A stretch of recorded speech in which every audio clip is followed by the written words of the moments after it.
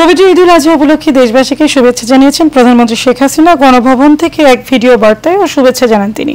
এ সময় ঈদুল আজহার ত্যাগের চেতনায় উদ্যত হয়ে দেশ ও জনগণের কল্যাণে আত্মনিয়োগ করার জন্য সবার প্রতি আহ্বান জানিয়েছেন তিনি।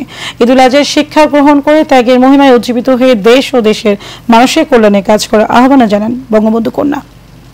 দেশবাসী, আসসালামু আলাইকুম। বছর ঘুরে আবার আমাদের মাঝে ফিরে এসেছে পবিত্র ঈদুল আজহা। আপনাদের ঈদুল আজহার শুভেচ্ছা জানাচ্ছি।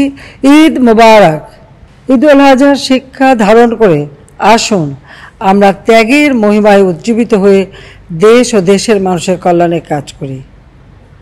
পবিত্র ঈদুল আজহা আমাদের সকলের জীবনে বয়ে আনুক অনাবিল আনন্দ, সুখ, শান্তি ও স্বাচ্ছন্দ্য।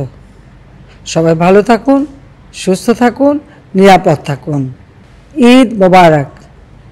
জয় বাংলা, জয় বঙ্গ।